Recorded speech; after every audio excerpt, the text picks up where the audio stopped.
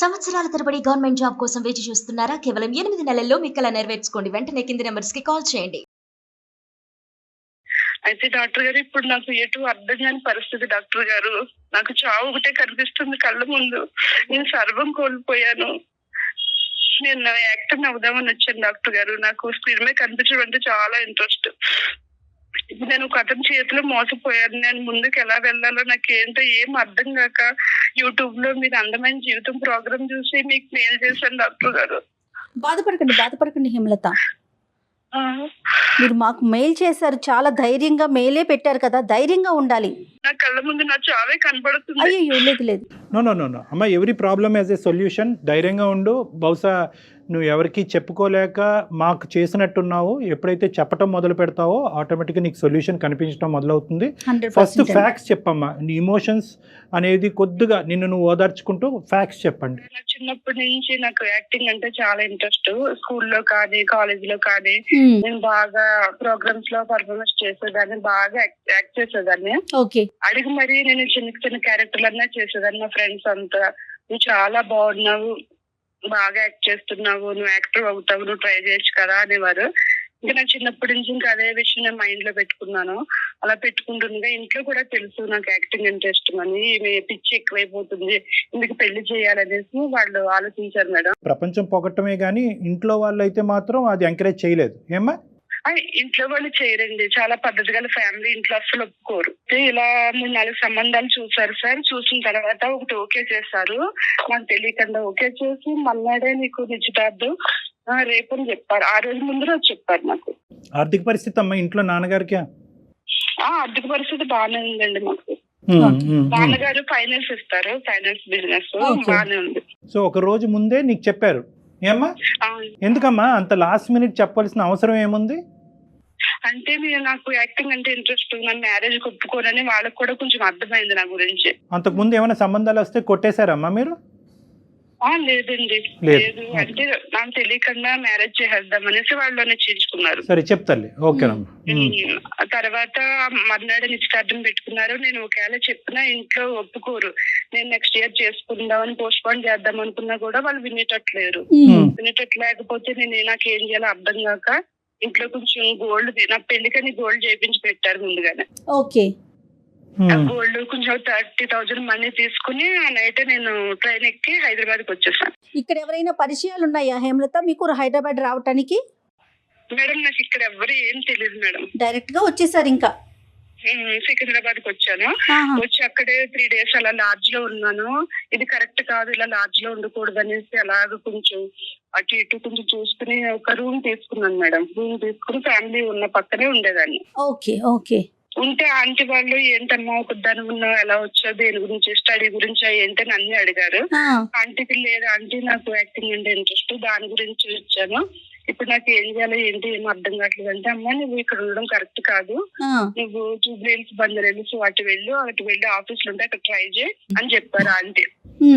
పెళ్లి అనేటటువంటి అంశం లేకపోయినా నా గోల్ నన్ను రీచ్ అవడానికి మా తల్లిదండ్రులకి ఇష్టం లేదు కాబట్టి ఈ గోల్ ఫుల్ఫిల్ చేసుకోవటానికి, నా గమ్యం నేను చేరటానికి ఎప్పటికైనా నువ్వు బయటకు వచ్చి ఉండేదాన్ని.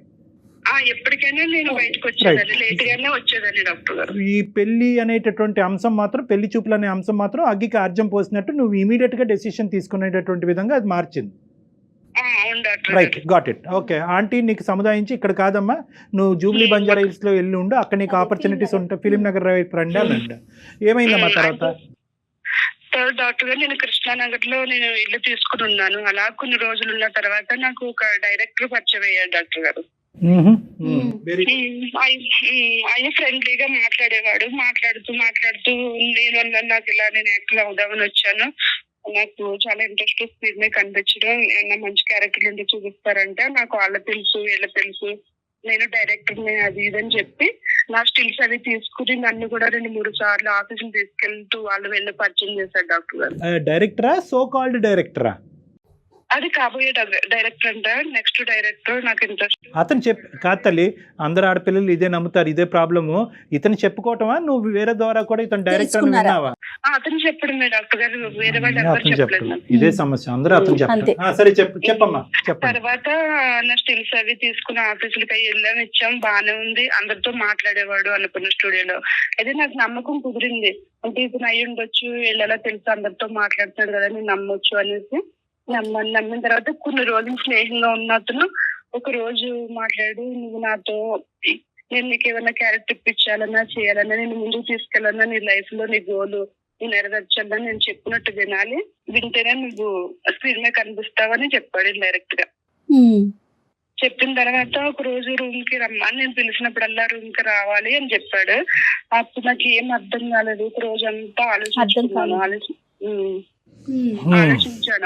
ఆలోచించి ఏంటి నాకు ఇక్కడ ఏం తెలియదు, నేను ముందుకు వెళ్ళాలంటే తప్పదు, ఇంకా నేను వెళ్లాల్సింది అని నా మనసు చంపుకుని డాక్టర్ నేను రూమ్కి వెళ్ళాను.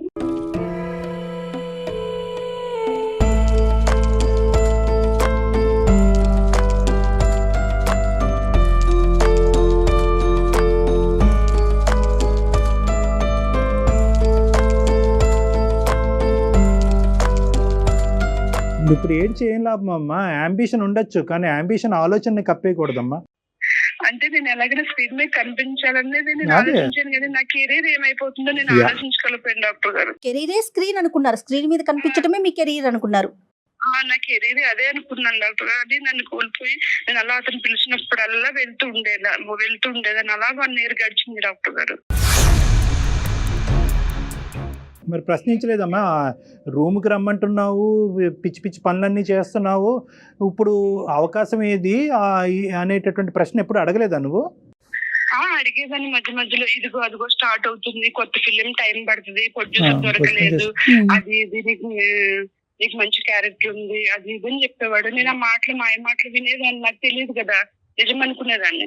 ఒక మనిషి 100 సార్లు మాట్లాడుతున్నాడు కానీ చెప్పినటువంటి మాటల్లో ఒక్కటి కూడా సార్థకత లేదు అనేటటువంటి ఆలోచన వచ్చినప్పుడు సహజంగా ఏం చేస్తావు?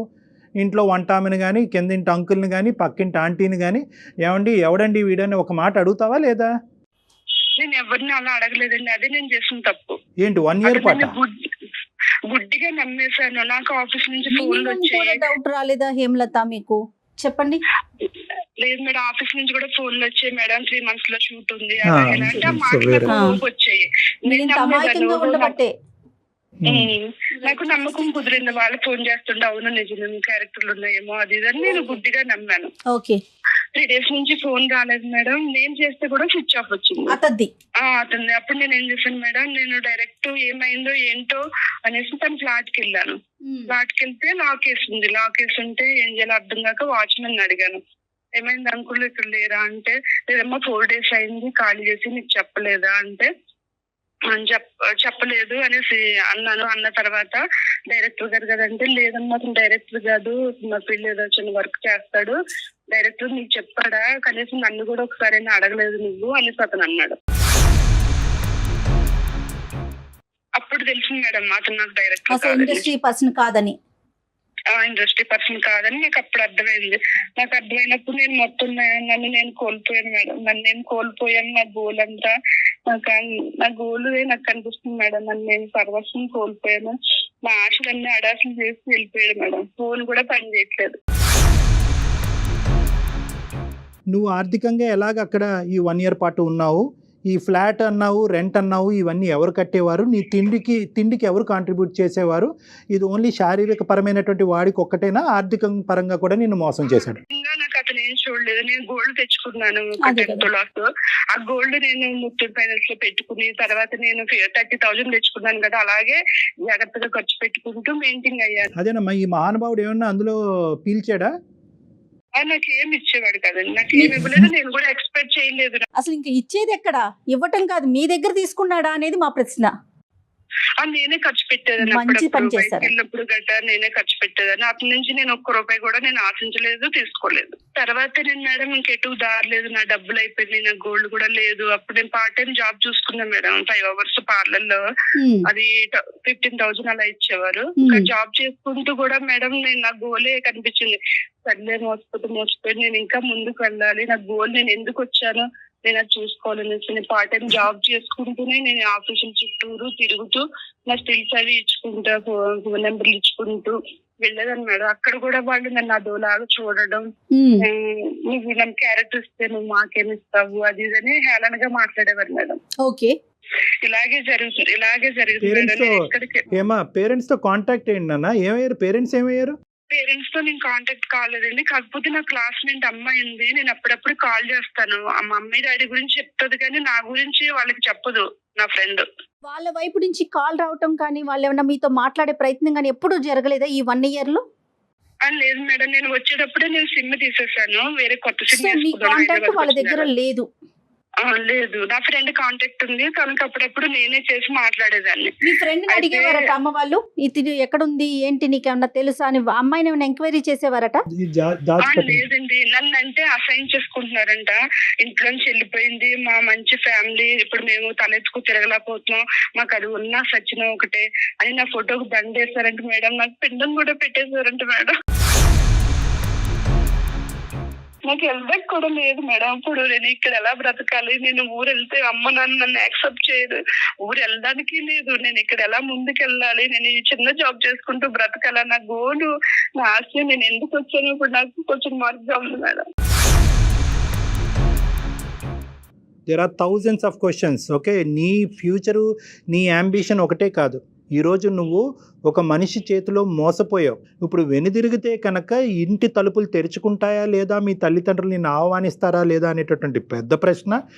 మూడోది ఏంటంటే, నీకు తెలియనటువంటి ఇంకో భయంకరమైంది ఏంటంటే, ఏదైతే మీ ఫ్రెండ్ చాలా సూపర్ఫిషియల్గా నీకు కమ్యూనికేట్ చేస్తుంది కానీ ఖచ్చితంగా మీ తల్లిదండ్రుల యొక్క మానసిక పరిస్థితి, ఆరోగ్య పరిస్థితి, ఏ వివరాలు నీ వరకు చేరలేవు. సో చాలా ప్రశ్నలు ఉన్నాయి. This is not a simple thing.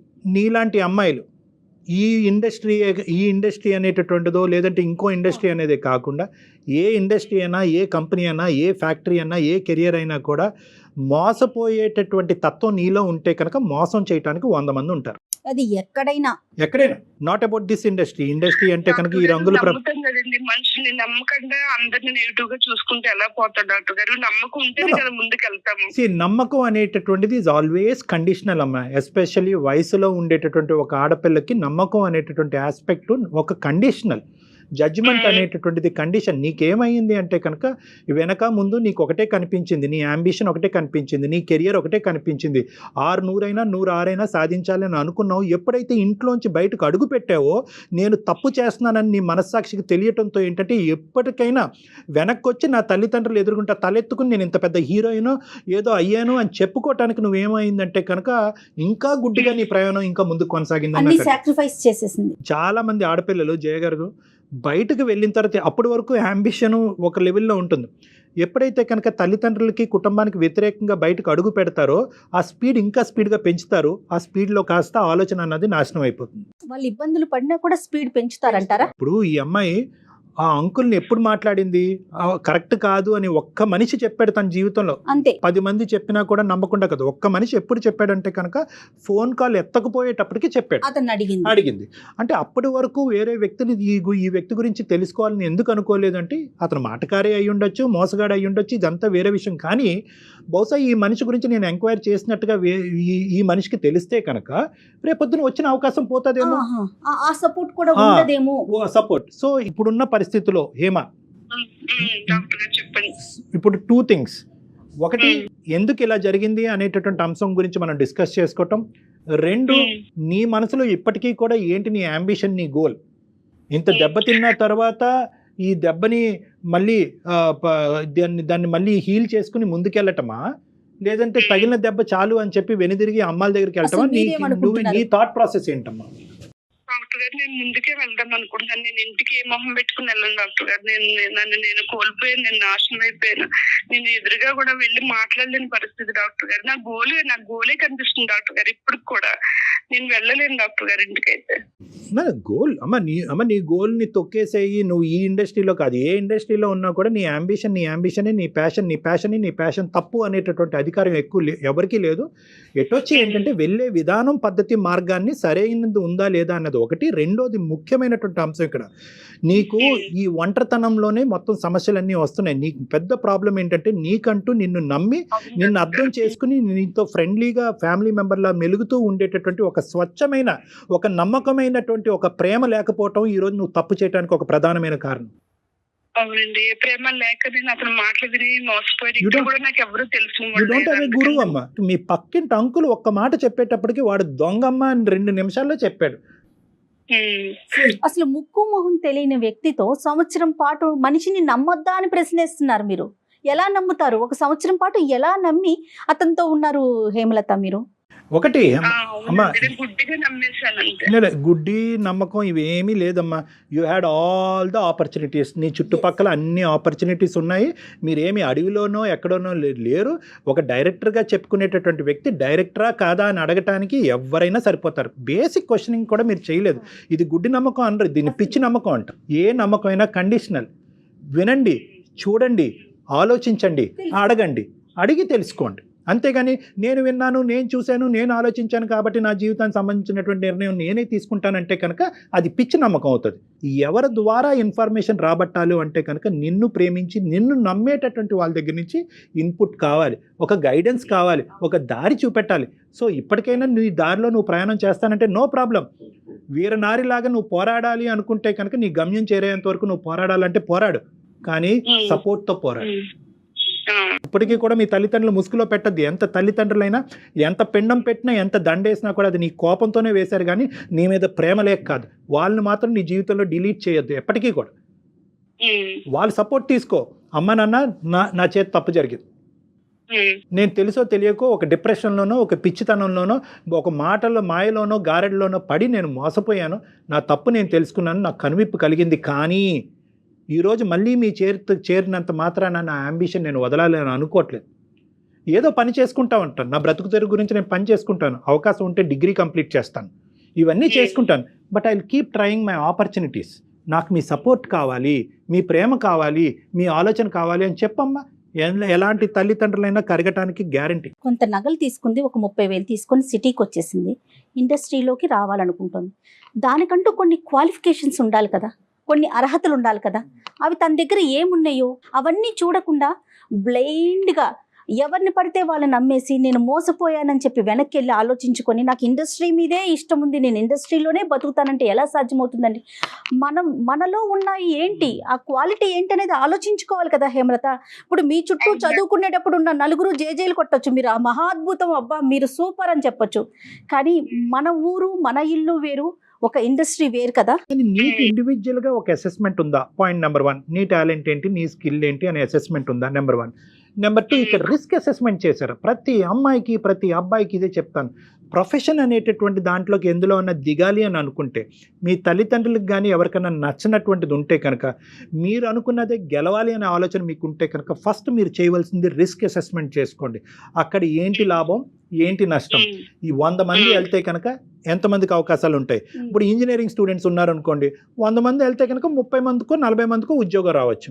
Cinema అనుకోండి, ఏ 1000 మందిలో ఒకరికి వస్తుందో, ఏ 1,00,000 మందిలో ఒకరికి వస్తుందో. సో ఇక్కడ రిస్క్ ఎక్కువ ఉంది, సో కాంపిటీషన్ ఉంది. ఆ రిస్క్ భరించాలి అంటే కనుక ఆర్థికంగా మీకు ఒక స్థితిగతి ఉండాలి, సో మోరల్గా మీ తల్లిదండ్రులు టాలెంట్ ఉండాలి, మోరల్గా మీకు ఒక సపోర్ట్ ఉండాలి. ఎన్ని అవకాశాలు, టాలెంట్ ఉంది, నేను చాలా బాగా యాక్ట్ చేస్తాను, నాకు నమ్మకం ఉంది నా మీద. కానీ సపోర్ట్ కావాలి కదమ్మా. నమ్మకం ఒకటి సరిపోదు. ఇక్కడ ఏంటంటే పెద్ద లోపం ఏంటంటే నీకు ఎవరు సపోర్ట్. నీ టాలెంట్ ని బయటకు తీసుకురావడానికి ఒక మార్గం ఉండాలి కదా హేమలత.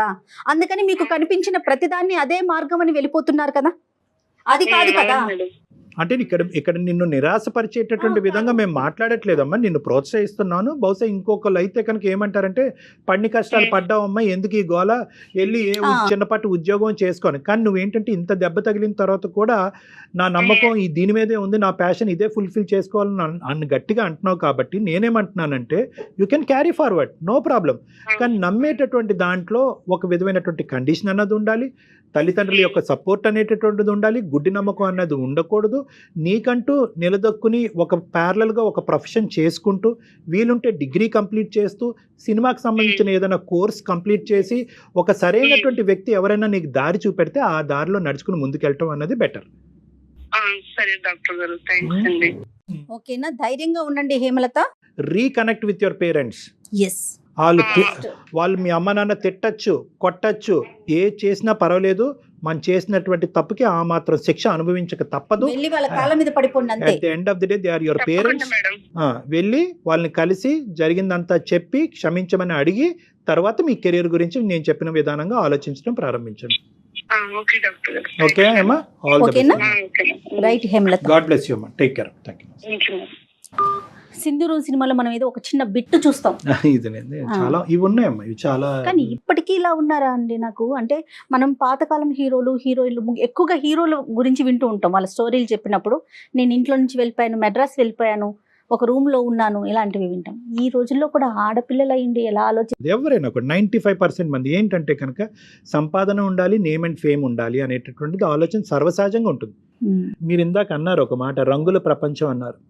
సో ఈ రంగుల ప్రపంచంలో ఏంటంటే మనకు కావాల్సింది కావాలి అని అనుకున్నప్పుడు ఏం పోతుంది, సైమల్టేనియస్గా ఏం పోతుంది అనేటటువంటి అసెస్మెంట్ కూడా మనకు కరెక్ట్గా ఉండాలి.